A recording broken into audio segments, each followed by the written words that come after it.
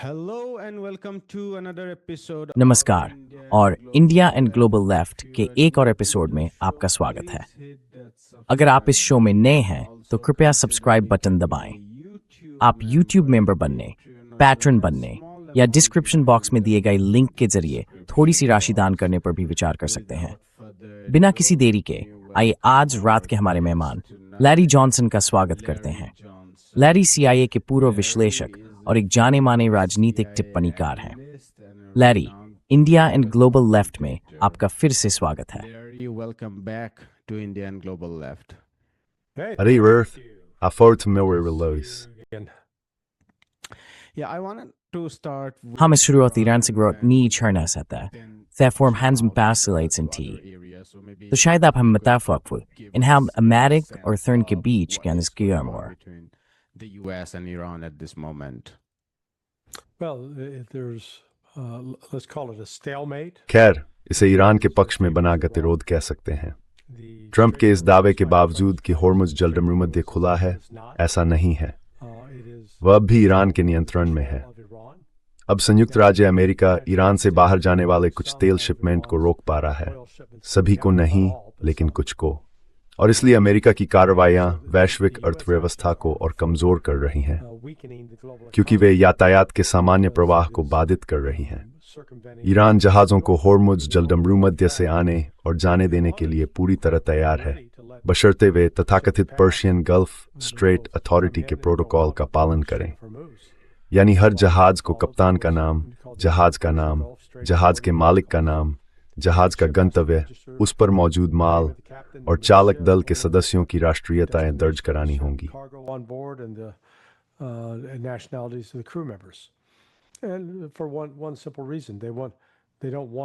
और इसकी एक सीधी सी वजह है, वे नहीं चाहते कि इजरायल जाने वाले किसी भी जहाज को या इजरायल का समर्थन करने वाले किसी भी जहाज को आर्थिक लाभ मिले। यानी यह इजरायल की ईरानी आर्थिक नाकेबंदी है। आखिरकार मामला यही है। तो होर्मुज जलडमरूमध्य बंद होने से वैश्विक अर्थव्यवस्था को गंभीर नुकसान हो रहा है, और बात सिर्फ तेल की नहीं है। आप जानते हैं, अमेरिका के ट्रेजरी सचिव स्कॉट बेसेंट भी इसे गलत समझ रहे हैं। उनका दावा है कि ये असल में तेल का मामला है, और अरे हम इसका रास्ता निकाल लेंगे, हम पाइपलाइनें बना देंगे और फिर ईरान अप्रासंगिक हो जाएगा। अरे बिल्कुल नहीं। आप कुछ तेल को पाइपलाइनों के जरिए मोड़ सकते हैं और वे भी हमलों के प्रति असुरक्षित हैं, लेकिन इससे यूरिया, सल्फर जैसे वर्तलीकृत प्राकृतिक गैस की भूमिका अनदेखी हो जाती है। Yet Kellis, I think Travis to go ported this broeder twins has snored. Major sources of supply for the global economy, and they've been cut off. So, और उनकी आपूर्ति कट गई है। it is इसलिए इस कटफ के साथ मुझे लगता है कि हम वास्तव में एक वैश्विक मंदी के कगार पर हैं। इसका असर खास तौर पर एशिया पर बहुत गंभीर पड़ रहा है, क्योंकि जापान और दक्षिण कोरिया का उदाहरण के लिए 90% तेल फारस की खाड़ी से आता था। तो जैसे ही वह आपूर्ति बंद हुई, हालांकि युद्ध 28 फरवरी को शुरू हुआ था और उस तारीख से या 1 मार्च से आगे जलडमरूमध्य बंद कर दिया गया था, फिर भी समुद्र में कुछ टैंकर मौजूद थे जो तेल की डिलीवरी कर रहे थे, लेकिन उन्होंने अपनी आखिरी डिलीवरी अप्रैल के पहले हफ्ते के आसपास की।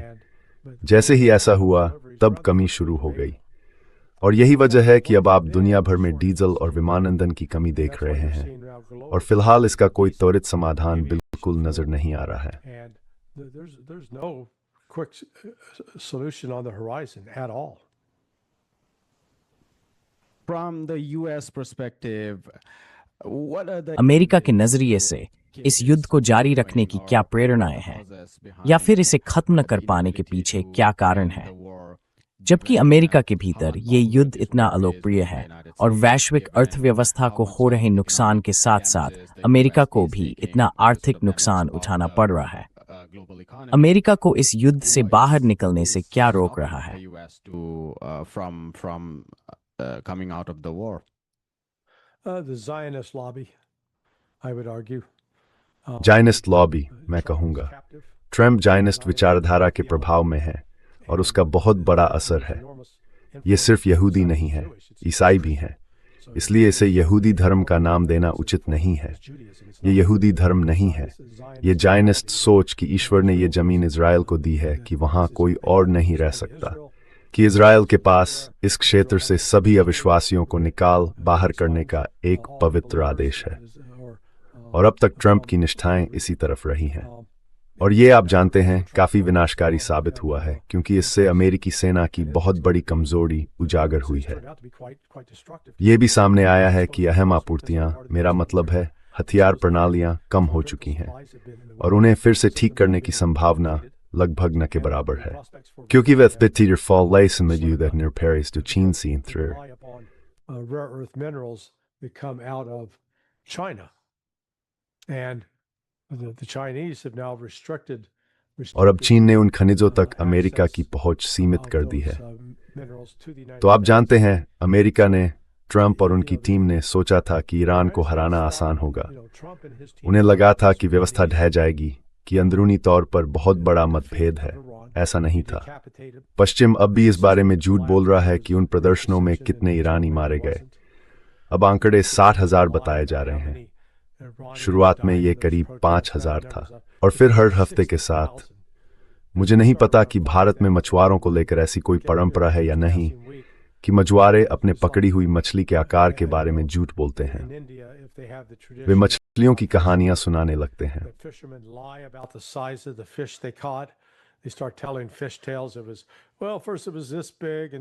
वो खैर पहले इतना बड़ा था, फिर इतना बड़ा हो गया और फिर इतना बड़ा हो गया। और आप जानते हैं हर बार सुनाने पर यह और बड़ा होता जाता है। यही ट्रंप का तरीका है उन हताहतों के मामले में जो कथित तौर पर ईरानी सरकार ने किए हैं।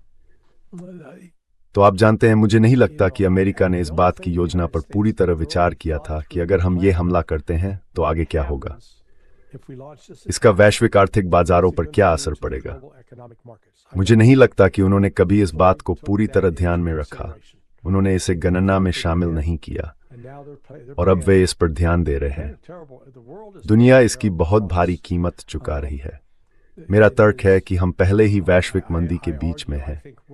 सवाल यह है कि क्या यह मंदी बदलकर महामंदी बन जाएगी।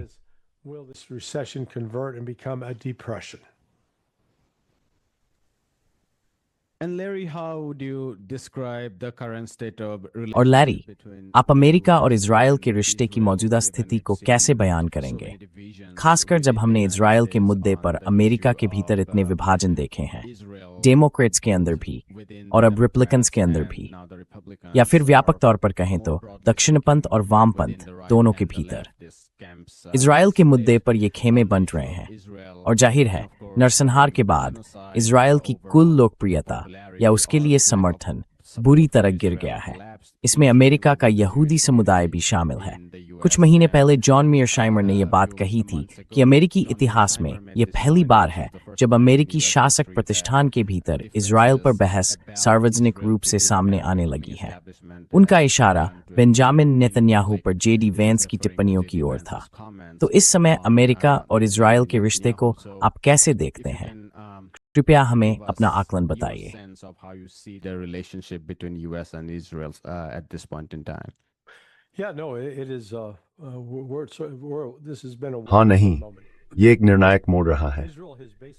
1967 से इज़राइल का मूलतः अमेरिकी विदेश नीति पर नियंत्रण रहा है और ये उस बात से जुड़ता है जिसे मैं जॉन एफ कैनेडी की हत्या में इज़राइल की भूमिका के ठोस सबूत मानता हूं और लिंडन बेंस जॉनसन को पद पर बैठाए जाने से भी, क्योंकि जॉनसन की एक प्रेमिका थी जिसके संबंध मोसाद से थे और उन्होंने कई मोर्चों पर इज़राइल की रक्षा करने के लिए खास तौर पर कोशिश की, जिसमें यूएसएस लिबर्टी पर हमला भी शामिल है।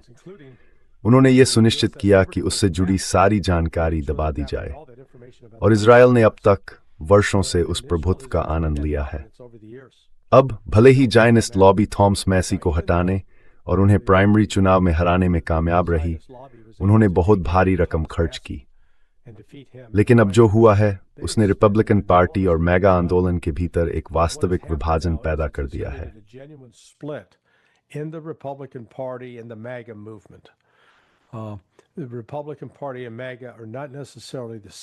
रिपब्लिकन पार्टी और मैगा जरूरी नहीं कि एक ही चीज हो, कुछ लोग हैं, लेकिन रिपब्लिकन पार्टी के भीतर ऐसे लोग भी हैं जो मैगा आंदोलन में रहे हैं और अब अलग हो गए हैं। उदाहरण के तौर पर पिछले शुक्रवार मेरी मार्क मैक्लॉस्की से बातचीत हुई। मार्क और उनकी पत्नी सेंट लुइस में ब्लैक लाइव्स मैटर प्रदर्शनों के दौरान 7 साल पहले या 8 साल पहले कुछ हद तक मशहूर या बदनाम हो गए थे, या यूं कहें कि चर्चा में आ गए थे। उनका एक वीडियो बना था जिसमें वे अपने के बाहर खड़े थे। इट्स एक ऑटोमेटिक राइफल M4 या AR-15 और उनकी पत्नी के पास एक पिस्तौल थी। ये प्रदर्शनकारी उनके घर पर धावा बोल रहे थे। मैं उनका जिक्र इसलिए कर रहा हूं क्योंकि उन्होंने 2016 के चुनाव में पेंसिल्वेनिया में डोनाल्ड ट्रंप का राजनीतिक अभियान चलाया था। यानी हम ऐसे व्यक्ति की बात कर रहे हैं जो ट्रंप के बेहद करीबी दायरे में था और डोनाल्ड ट्रंप के प्रति बेहद वफादार था। अब नहीं।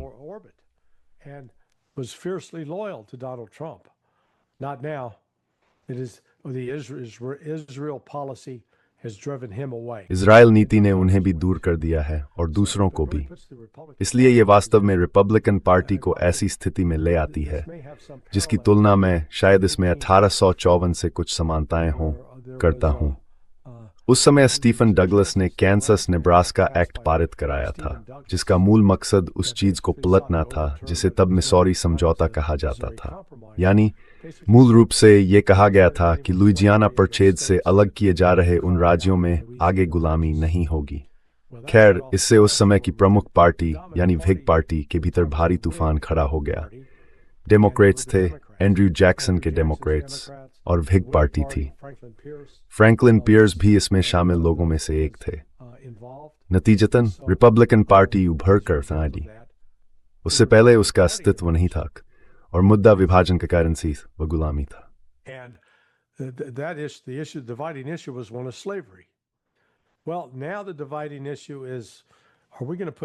अब विभाजन का मुद्दा यह है, क्या हम इजराइल को पहले रखेंगे या अमेरिका को पहले रखेंगे, और इसमें साफ तौर पर बहुत तीखा विभाजन है। इसकी शुरुआत हमने पिछले हफ्ते ऑनलाइन सामने आई एक तस्वीर में देखी।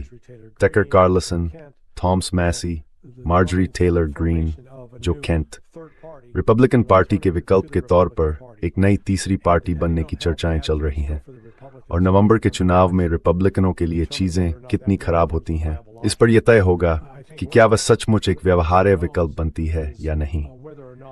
मेरे ख्याल से एक अनजान बात यह है कि क्या डेमोक्रेट समाजवादी आंदोलन इतने रिपब्लिकनों को डरा देगा कि वे वापस निकलकर उस रिपब्लिकन उम्मीदवार को वोट दें जिसे वे पसंद नहीं करते, बजाय इसके कि किसी समाजवादी को नियंत्रण लेने दें। तो इस पूरे हिसाब किताब में ये भी एक अनजान कारक है।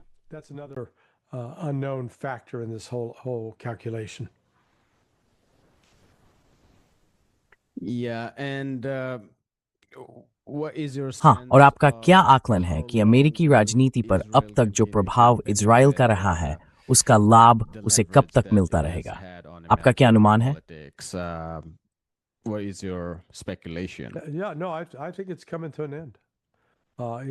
हाँ, नहीं, मेरा मानना है कि यह खत्म होने की ओर है।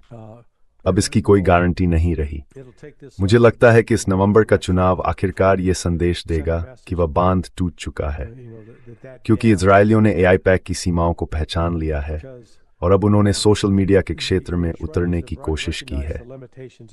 लेकिन सोशल मीडिया पर वे उन मरे हुए बच्चों की तस्वीरों का मुकाबला नहीं कर सकते, उन नवजातों का जिन्हें वे गाजा और वेस्ट बैंक में मार।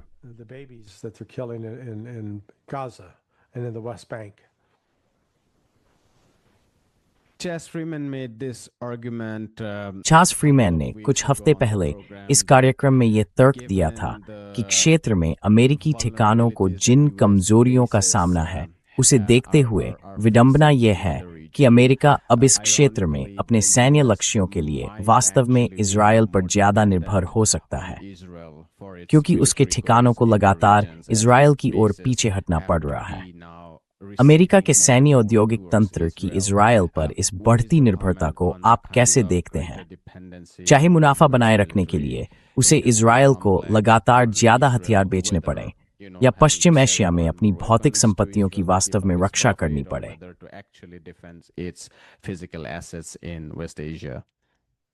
Yeah, well, it's just it's हाँ, बात बस इतनी है कि अगर अमेरिकी बल खाड़ी देशों में तैनात हों तो संयुक्त राज्य अमेरिका अब उनकी सुरक्षा नहीं कर सकता, है ना? पहले अमेरिका की कुवैत और बहरीन में मजबूत मौजूदगी हुआ करती थी, अब नहीं है। कतर के अल उदैद में भी यही स्थिति है। उन्होंने वहां से अपनी बड़ी मौजूदगी, कर्मियों और उपकरणों को हटा लिया है। इसलिए हाँ, उन्हें इजरायल पर निर्भर रहना पड़ता है और इससे उनकी असुरक्षा का एक बिल्कुल अलग सवाल उठता है। अगर युद्ध फिर शुरू होता है, फिर भड़कता है, और अब तक ईरान ने इजरायल पर दिन में 2 या 3 बार मिसाइलें नहीं दागीं, जैसा मार्च से अप्रैल की शुरुआत तक हो रहा था, तो अगर ये फिर भड़कता है तो संयुक्त राज्य अमेरिका और इजरायल दोनों मुश्किल में होंगे। Minever Madam Reyes, to reunion safeguard the race to down killing shield breakers. Because I think the Iranians made it clear they're going to target the air bases. Every place there are U.S. planes based, they're going to. जहां जहां अमेरिकी विमान तैनात हैं, वे उन्हें उड़ा देंगे। इसलिए अमेरिका बहुत असुरक्षित स्थिति में है। और इजरायल, आप जानते हैं, बीबी नेतन्याहू इस वक्त बहुत सी पागलपन भरी बातें कह रहे हैं। चुनाव का मौसम है, वजह समझ में आती है। चुनाव के दौरान राजनेता अक्सर बेहुदा गलत बातें कहते हैं, वे झूठ बोलते हैं, लेकिन बीबी अभी खुद को अमेरिका के खिलाफ खड़े व्यक्ति के तौर पर पेश करने की कोशिश कर रहे हैं, और मैं उन्हें हम पर 2 राष्ट्र समाधान थोपने नहीं दूंगा। और अब तक ट्रंप उन्हें ऐसा करने दे रहे हैं। ये आगे भी जारी रहता है या नहीं।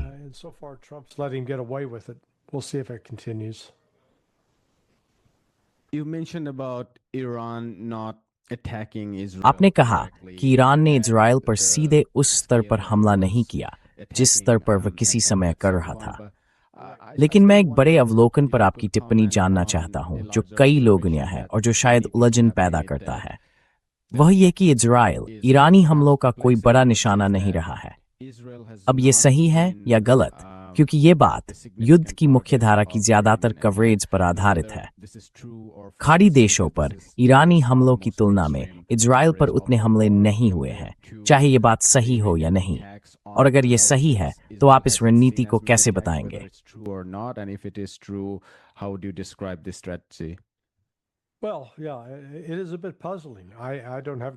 हाँ, ये थोड़ा उलझाने वाला है।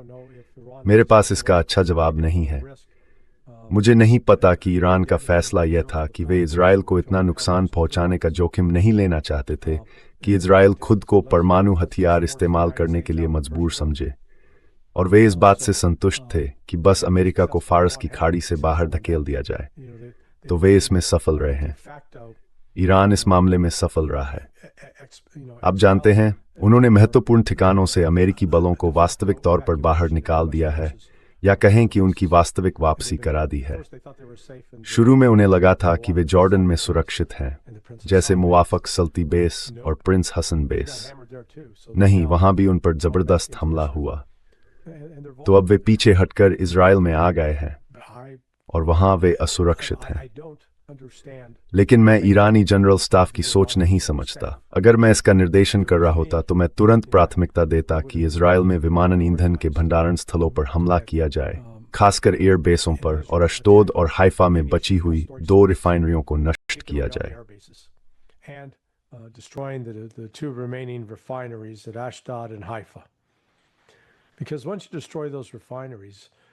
क्योंकि एक बार जब आप उन रिफाइनरियों को नष्ट कर देते हैं तो इजरायल आखिरकार डीजल और विमानन ईंधन के आयात पर निर्भर हो जाता है। फिर आप बाद में ऐसा ईंधन ले जा रहे किसी भी जहाज को निशाना बना सकते हैं, और जब आप ईंधन भंडारण टैंकों को भी नष्ट कर देते हैं तो उनके पास इतना ईंधन नहीं बचता कि वे विमानों को आगे भेजते रहें और उन्हें फिर से ईंधन भरवा सकें। मेरा मतलब है, इससे वास्तव में इजरायली वायुसेना पंगु हो जाती, पूरी तरह पंगु हो जाती। मुझे नहीं पता कि ईरानियों ने ऐसा क्यों नहीं किया। उन्होंने अश्दोद और हाइफा की रिफाइनरियों को काफी नुकसान पहुंचाया, लेकिन उन्हें पूरी तरह नष्ट नहीं किया। तो आप जानते हैं, मेरा मानना है कि अभी उन्होंने युद्ध को फिर से भड़काने से बचने की कोशिश की है। और हकीकत यह है कि ईरान के दोबारा हमला करने की धमकी के बावजूद अगर ईरान फिर से हमला कर गया तो वे पूरी तरह खुलस पड़े होंगे। उनकी रक्षात्मक स्माइल रैफ अब काम नहीं करती। their defense और वैसे बॉस is no longer यहाँ सुपरंथी मेरी forwards so and plus they're running short on them anyway. Ever since the genocide and the subsequent war on नरसंहार और उसके बाद ईरान पर हुए युद्ध के बाद से ईरान और इजराइल को लेकर खाड़ी की राजनीति के भविष्य पर बहुत विश्लेषण हुआ है। संतुलन क्या होगा? मुख्य खतरे के रूप में किसे देखा जा रहा है? और जाहिर है इस युद्ध ने इन देशों के लिए अमेरिका की सुरक्षा छतरी पर निर्भर रहने की कमजोरियों को उजागर कर दिया है।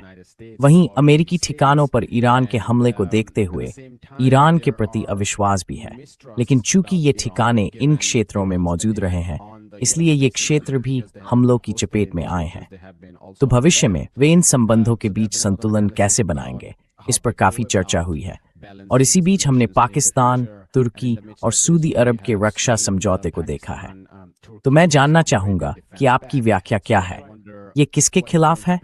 ईरान के खिलाफ या इजराइल के खिलाफ?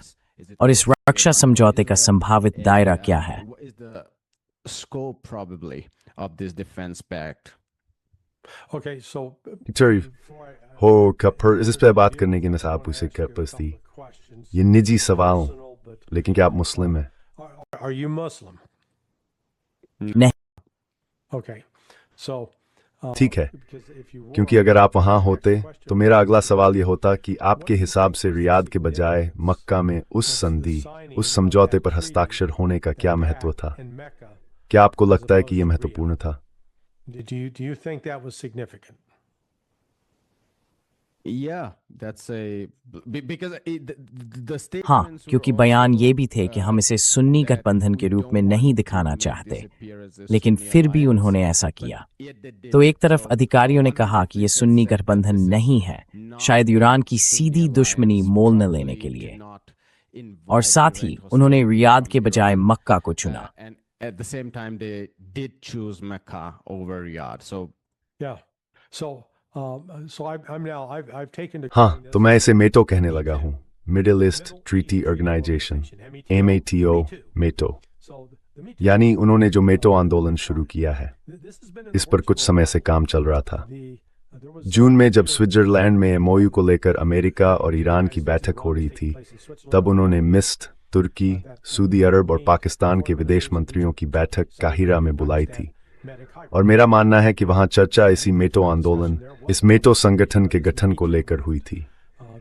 कल ऐसी खबरें चल रही थीं कि पाकिस्तान, तुर्की और सऊदी अरब ने मिस्र को बाहर रखने का फैसला किया, क्योंकि उन्हें नहीं लगा कि मिस्र भरोसेमंद है।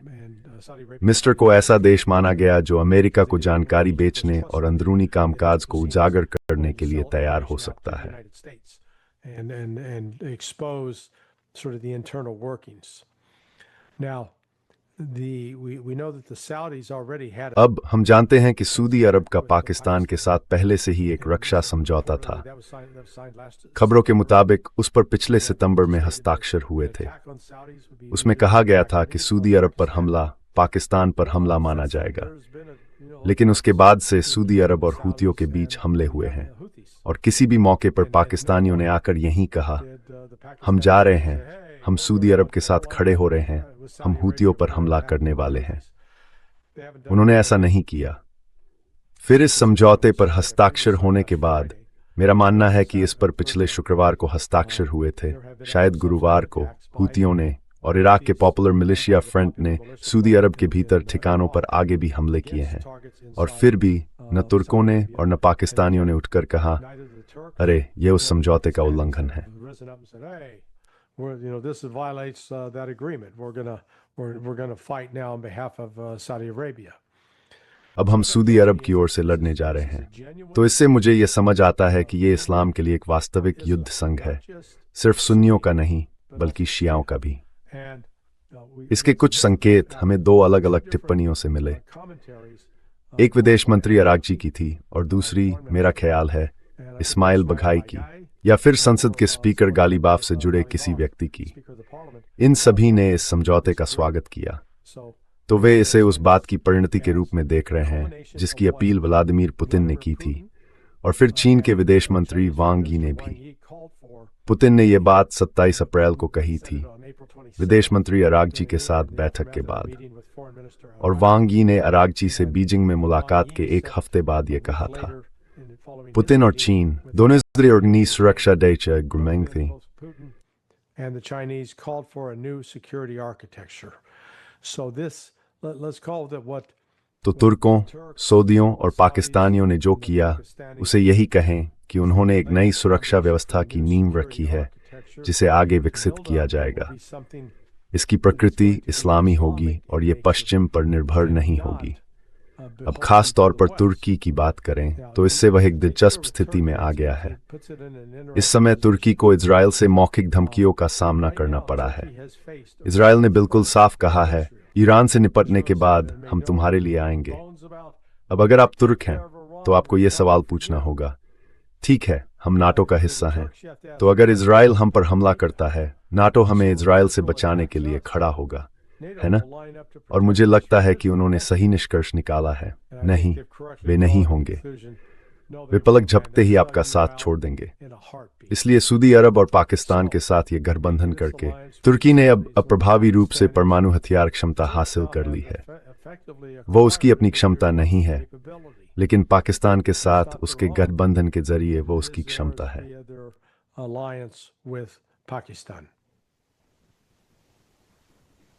And how does it complicate the और इससे इस बड़े क्षेत्र में अमेरिका का रुख किस तरह जटिल हो जाता है? क्योंकि एक समय ऑपरेशन अलाक्सा फ्लड से पहले इस क्षेत्र में अमेरी जिस दिशा में जा रही थी वह चीन, रूस और अफगानिस्तान, उस तरह के गठजोड़ क्षेत्र में ब्रिक्स गठजोड़ को सीमित करने की कोशिश थी। इसके विकल्प के तौर पर वह अब्राहम समझौतों को आगे बढ़ा रहा था। इसका एक केंद्रीय विचार यह था कि क्षेत्र में अमेरिका के अलग अलग सहयोगियों को एक साथ लाया जाए। इनमें एक ओर इजराइल था और दूसरी ओर सऊदी अरब व अन्य देश थे। उस समय यह संभव भी लगता था, लेकिन अब वह बात समीकरण से बाहर हो गई है। बेशक सऊदी अरब, तुर्की और पाकिस्तान अमेरिका पर निर्भर बने हुए हैं, लेकिन साथ ही वे अमेरिका के साथ किसी व्यापक छत्र गठबंधन में आगे बढ़ने के लिए तैयार नहीं हैं। तो आगे चलकर पश्चिम एशिया में अमेरिका की व्यापक भू राजनीतिक या सैन्य रणनीति पर इसका क्या असर पड़ता है? strategy of the United States in West Asia going forward? Well, I'll put it in terms of इसे मैं एक पुरुष और एक महिला के बीच के निजी रिश्ते के संदर्भ में कहूं। संयुक्त राज्य अमेरिका एक बुरा बॉयफ्रेंड है। हम एक हिंसक बॉयफ्रेंड हैं। आप जानते हैं, हम आपको शारीरिक चोट पहुंचाते हैं, हम आपकी आर्थिक हालत खोखली कर देते हैं, और हम उम्मीद करते हैं कि आप हमारी हर जरूरत पूरी करें, लेकिन हम आपकी जरूरतों को नजरअंदाज करते हैं। अब अगर ऐसा होता, और आप इसे उलटकर भी देख सकते हैं, अगर आपका कोई रोमांटिक पार्टनर इस तरह व्यवहार करता, तो आप लोग उस रिश्ते को बर्दाश्त नहीं करते, आप वहां से तुरंत निकल जाते। खैर, यही हो रहा है। संयुक्त राज्य अमेरिका इन देशों के साथ हिंसक और शोषणकारी रहा है।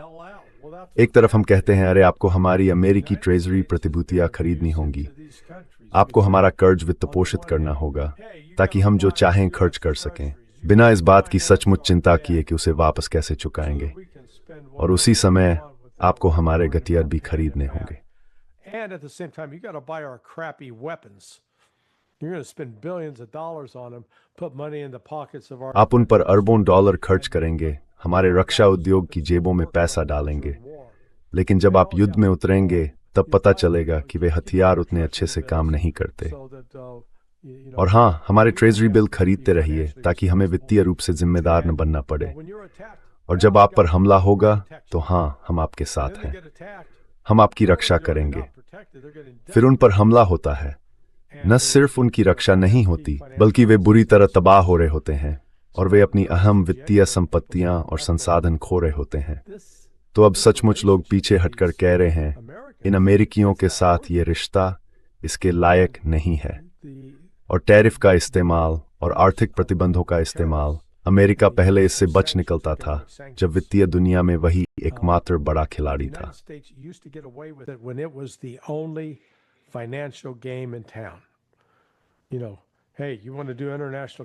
आप जानते हैं, अगर आपको अंतर्राष्ट्रीय व्यापार करना है तो आपको डॉलर में ही करना पड़ता है। आपको वे डॉलर हासिल करने ही पड़ते हैं, कोई विकल्प नहीं था। अब है चीनी मुद्रा, सोने के समर्थन वाले चीनी बॉन्ड, और चीनियों ने एक शानदार अंतरबैंक भुगतान प्रणाली भी बनाई है, सीमा पार अंतरबैंक भुगतान प्रणाली, जिसे CIPS कहा जाता है। ये डिजिटल है, इसलिए स्विफ्ट प्रणाली के उलट, जो एनालॉग है और मूलतः ईमेल पर आधारित है, जो स्पैम में खो जाते हैं और कभी-कभी कई दिनों तक कुछ नहीं होता। CIPS में काम सेकंडों में हो जाता है।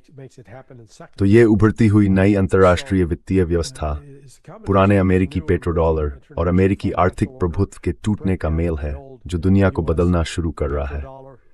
और आप जानते हैं, जब भी इस तरह का गहरा बदलाव आता है, is a commercial utflumpering preparing stores or the commerce dessen the paleas. And there's some pain that comes with it.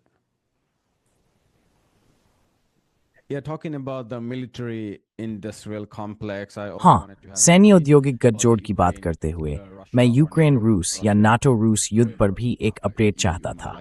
आप इसे जैसे भी समझना चाहें, क्योंकि कुछ महीने पहले की स्थिति के मुकाबले युद्ध ज्यादा तेज होता दिख रहा है। तो क्या आप हमें बता सकते हैं कि उन मोर्चों पर क्या चल रहा है? So, can you update us what's going on at those fronts? Yeah, so we got to go back about 45 हाँ, days ago. कुछ समय पहले, करीब 45 दिन पहले, जेलेंस्की ने 40 दिन के एक अभियान का ऐलान किया था। मूल रूप से मकसद था रूसी अर्थव्यवस्था को कुचलने की कोशिश करना और देश के भीतर इतना असंतोष पैदा करना कि पुतिन को सत्ता से हटा दिया जाए। और मैं अभी ये बात नहीं समझता कि चलो पुतिन को हटा दें, इससे बदतर कुछ नहीं हो सकता। मतलब क्या आप मजाक कर रहे हैं? पुतिन एक नरमपंथी हैं, वह एक रोक हैं। सच में, रूस के कुछ ऐसे लोगों पर वह एक जीवित संयम है, जो यूक्रेन और पश्चिम के खिलाफ कहीं ज्यादा आक्रामक और कहीं ज्यादा विनाशकारी होना चाहते हैं। हमने ईरान में भी इसका एक समान उदाहरण देखा, जहां उन्होंने अयातुल्ला अली खामेनी को मार दिया। उन्होंने अली लारिजानी को मार दिया। They killed Ali Larijani. Khamenei was the one that was preventing the building of a nuclear. Khamenei ही वो शख्स थे जो परमाणु हथियार बनाने से रोक रहे थे। Negotiations with the West. Larijani ही पश्चिम के साथ बातचीत के समर्थक थे।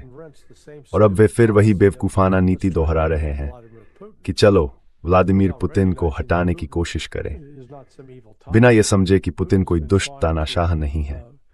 पुतिन पश्चिम के साथ समझौता करने की कोशिश करते रहे हैं, आप जानते हैं, गैर सैन्य रास्ते पर जाने की। लेकिन उन हमलों के नतीजे में नागरिक बुनियादी ढांचे कुछ बड़े हमले, डोनबास के एक कॉलेज में लगभग 20 लड़कियों के एक समूह की मौत रूसियों ने अब दस्ताने उतार दिए हैं। The Russians have taken the gloves off. So they have begun strikes in Kiev that are तो उन्होंने कीव पर रोजाना हमले शुरू कर दिए हैं। multiple कई मिसाइलें, कई ड्रोन, यहाँ तक कि FAB बम भी, जो अहम कारखानों और बुनियादी ढांचे को नष्ट कर रहे हैं। उन्होंने ओडेसा और निकोलेव के अंदर बाहर होने वाला सारा समुद्री यातायात बंद कर दिया है। यानी यूक्रेन अब आर्थिक रूप से कट गया है। वह एक ऐसा द्वीप बन गया है जहां कोई पहुंच नहीं सकता। उसे जो भी चीजें आयात करनी हैं, वे रोमानिया, पोलैंड या हंगरी की सीमा के रास्ते ही आनी होंगी। और जमीन पर सैन्य अभियानों के लिहाज से रूसी बहुत तेजी से आगे बढ़ रहे हैं, लगातार ज्यादा से ज्यादा इलाके पर कब्जा कर रहे हैं और यूक्रेनी पीछे हट रहे हैं। इसलिए ये यूक्रेन के लिए एक बड़ी तबाही में बदलता जा रहा है। So this is turning into a debacle for Ukraine. How do you describe, Larry, Larry, आप इस युद्ध के इतने लंबे चलने को कैसे समझाते हैं? और मैं ये सवाल इसलिए नहीं पूछ रहा कि युद्ध की शुरुआत में मुख्यधारा की मीडिया कह रही थी कि यूक्रेन या नाटो रूस पर पूरी तरह हावी हो रहा है। लेकिन उसके बाद जब रूस ने बढ़त हासिल कर ली, तो इस मंच पर जिन ज्यादातर लोगों को हमने बुलाया, जॉन मीयर्सहाइमर, जेफरी सैक्स, आप स्वयं, स्कॉट रिटर और दूसरे, आप सभी कह रहे थे कि ये 2024 की सर्दियों तक खत्म हो जाएगा, और अलग अलग समय सीमाएं बताई गई थी। आप सभी इस बारे में काफी भरोसेमंद लग रहे थे। फिर भी हम देख रहे हैं कि ये युद्ध जारी है। क्या नाटो के बारे में कोई ऐसी बात है जिसका आप लोगों ने हिसाब नहीं लगाया था, या फिर रूस के भीतर कोई अलग रणनीति है? शायद, जैसा कि आपने कहा, यूक्रेन के मामले में जो लोग ज्यादा कठोर रुख रखते हैं, उन्हें पुतिन ने नियंत्रण में रखा है।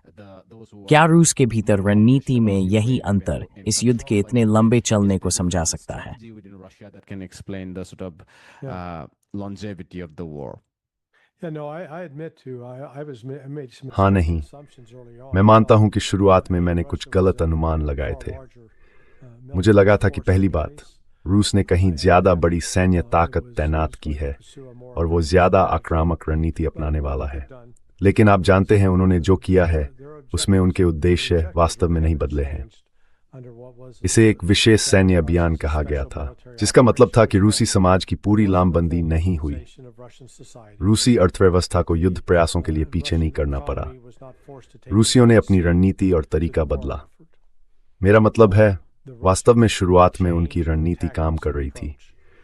वे जीत रहे थे क्योंकि उनका लक्ष्य था कि हम पर्याप्त बल के साथ अंदर जाएंगे।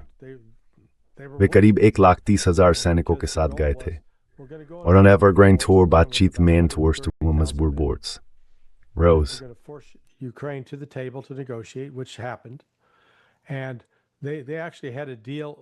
और उनके पास वास्तव में हस्ताक्षर के लिए एक समझौता तैयार था, एक समझौता। फिर संयुक्त राज्य अमेरिका ने उसे विफल कर दिया। इसलिए अप्रैल के अंत या मई की शुरुआत में जब यह विफलता हुई तो युद्ध का पूरा स्वरूप बदल गया। ये कुछ चरणों से गुजरा, लेकिन रूस को किसी भी समय बड़े पैमाने पर लामबंदी की जरूरत महसूस नहीं हुई और वह यूक्रेन को सैन्य रूप से कमजोर करने के लिए, उसके खिलाफ क्षयकारी युद्ध जारी रखने के लिए प्रतिबद्ध रहा। इसी उद्देश्य से उसने ऐसे लड़ाकू अभियानों से बचाव किया जिनमें उसके अपने बहुत से सैनिकों को जोखिम होता। यूक्रेनियों के उन दावों के बावजूद कि वे 10 लाख से ज्यादा रूसियों को मार रहे हैं, नहीं, रूसियों ने 10 लाख से ज्यादा यूक्रेनियों को मारा है और सोशल मीडिया इस दावे का समर्थन करता है।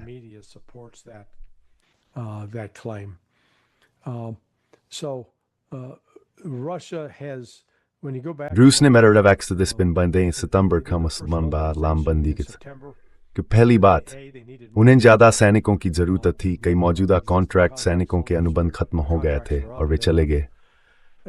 इसलिए जब आप 3 लाख लोगों को लाते हैं, ये 3 लाख रिजर्व सैनिक थे, तो उन्हें मोर्चे पर जाने के लिए उतनी तैयारी कास में नहीं चाहिए था। लेकिन इसके साथ ही उन्होंने भर्ती भी बढ़ा दी।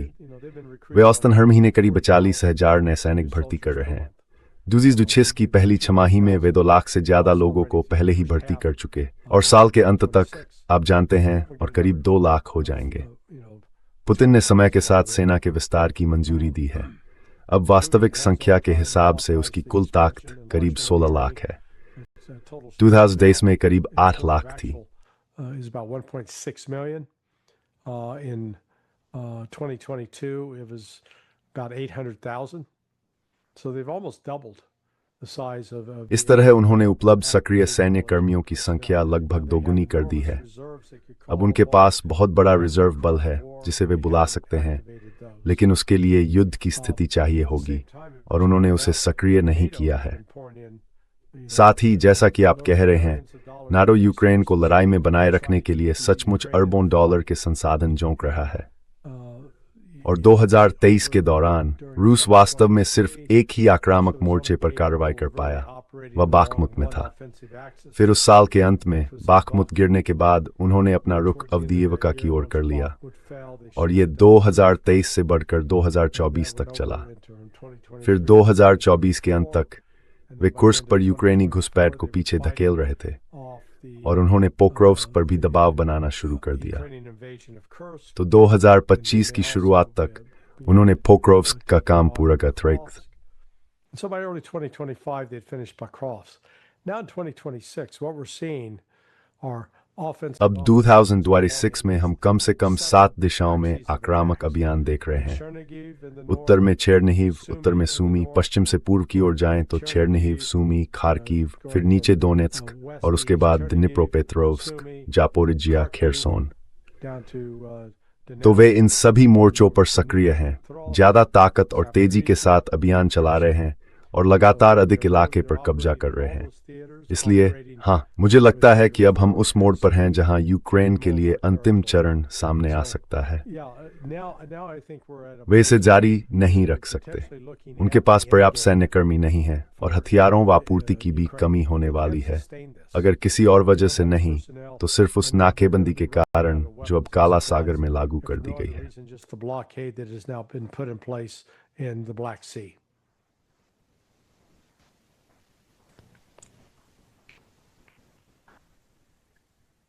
Yeah, I want to end by asking you a little bit about मैं अंत में आपसे फिलिस्तीन के बारे में थोड़ा पूछना चाहता हूँ।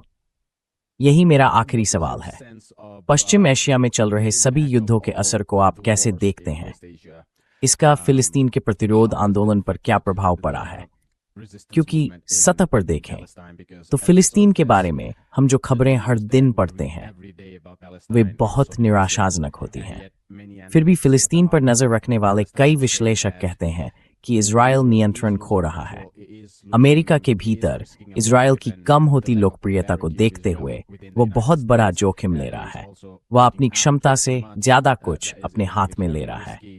ये सैन्य रूप से भी जोखिम भरा है। हमास के प्रवक्ता का इंटरव्यू मैंने पियर्स मॉर्गन पर देखा था। मुझे लगा कि वो बहुत सतर्क थे। मुझे उनमें कोई विजयोन्माद नहीं दिखा। जबकि कभी-कभी जब हम फिलिस्तीन की बात करते हैं तो प्रतिरोध के धुरी के अलग-अलग हलकों में ऐसा देखने को मिलता है। ऐसे समय में जब बस्तियों के बड़े समूह फैल रहे हैं, जब गाजा पर कब्जा किया जा रहा है, जब इजराइल पूरी तरह पटरी से उतर गया है, आप फिलिस्तीन के मुक्ति आंदोलन या प्रतिरोध आंदोलन का वर्णन कैसे करेंगे? आपका आकलन क्या है? What is your assessment? Yeah, no, I think they're slowly being crushed. हाँ नहीं, मुझे लगता है कि उन्हें धीरे धीरे कुचला जा रहा है और इसे रोकने वाली एकमात्र चीज यही होगी कि अरब और फारसी, असल में अलग अलग राष्ट्रीयताओं से ऊपर उठने वाला मुस्लिम समुदाय, अगर मुस्लिम समुदाय एकजुट हो जाए, लेकिन वास्तव में सिर्फ मुस्लिम समुदाय ही नहीं होना चाहिए, ईसाई समुदाय को भी साथ आना चाहिए, क्योंकि इजराइल सिर्फ मुसलमानों को नहीं, ईसाइयों को भी मार रहा है इसे रोकने के लिए। यानी आप जानते हैं, मैं स्वीकार करता हूं कि मैं चुपके से उम्मीद करता हूं कि किसी तरह युद्ध जारी रहे ताकि इजराइल की सैन्य क्षमता नष्ट हो जाए, ताकि वह फिलिस्तीनी लोगों की हत्या उसी तरह जारी न रख सके जैसे वह करता आया है। और ये घातक ज़ायोनिज्म, ये जहरीली धारणा कि किसी जादुई रहस्यमय आध्यात्मिक सत्ता ने इन लोगों को चुन लिया है कि ओह, तुम दुनिया के सबसे अच्छे लोग हो क्योंकि मैं भगवान हूं और मैं ऐसा कहता हूं, और इसलिए तुम जो भी जमीन चाहो ले सकते हो, चोरी कर सकते हो, मार सकते हो, हत्या कर सकते हो और बलात्कार कर सकते हो। And therefore you can take whatever land and steal and kill and murder and rape.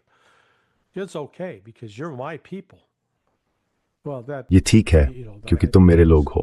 that's such a heinous. खैर, मेरे हिसाब से ये एक बेहद घृणित और हास्यास्पद धार्मिक सिद्धांत है। That if you're going to ये बहुत आपत्तिजनक है कि अगर आप किसी सर्वोच्च सत्ता में विश्वास करते हैं तो ऐसी सर्वोच्च सत्ता में विश्वास करें जो सिर्फ कुछ लोगों की नहीं बल्कि सभी लोगों की सृष्टि करता हो, जो सिर्फ कुछ लोगों का नहीं बल्कि सभी लोगों का भला चाहती हो।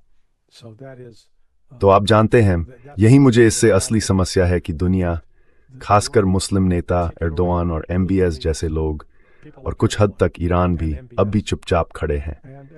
वे हमास को जवाबी लड़ाई लड़ने, खुद को बचाने और अपनी रक्षा करने में सचमुच मदद करने के लिए कुछ नहीं कर रहे हैं। help Hamas fight back to try to protect and defend itself. And do you think और क्या आपको लगता है कि अगर वे दर्वे फिलिस्तीन में इजराइल के किए जा रहे कामों के खिलाफ ज्यादा मुखर हों तो उन्हें अमेरिका की प्रतिक्रिया का डर है? नहीं। in Palestine? Yeah, I think that to an extent, yes. हाँ, मुझे लगता है कि कुछ हद तक हाँ, लेकिन उन्हें उस डर पर काबू पाना होगा। उन्हें समझना होगा कि महान और शक्तिशाली, खैर सर्वशक्तिमान संयुक्त राज्य अमेरिका उतना सर्वशक्तिमान नहीं है। उसकी नींव कमजोर है, उसकी अपनी कमजोरियां हैं, और इन देशों की रक्षा के लिए वह जो कर सकता है उसकी भी निश्चित सीमाएं हैं। It's certainly limited in what it can do to protect these countries. Well, we'll Remember, then man. The one to break up times liu, memmed mowoth, muski sword string. appreciate it. Okay, Dear Smith, मैं इसकी सराहना में दस्त। my friend. Thank you. Hi, my name is Ayushman. नमस्ते, मेरा नाम आयुष्मान है। मैंने ज्योतिष्मान के साथ मिलकर यह मंच शुरू किया है। पिछले 2 सालों में हमने वामपंथी और प्रगतिशील ताकतों के लिए सामग्री तैयार करने की कोशिश की है। अब तक हमने अर्थशास्त्रियों, इतिहासकारों, राजनीतिक टिप्पणीकारों और कार्यकर्ताओं के इंटरव्यू किए हैं। अगर आपको अब तक हमारा कंटेंट पसंद आया है और आप चाहते हैं कि हम वामपंथ के लिए एक संग्रह तैयार करें, तो आपसे मेरी 2 अपीलें हैं। कृपया इस उद्देश्य के लिए दान देने पर विचार करें। लिंक नीचे विवरण में है। और अगर आप ऐसा नहीं कर सकते तो दुखी मत होइए। आप हमेशा हमारे वीडियो को लाइक कर सकते हैं और उन्हें अपने साथियों के साथ साझा कर सकते हैं। आखिर में सब्सक्राइब बटन दबाना मत भूलिए। Finally, don't forget to hit the subscribe button.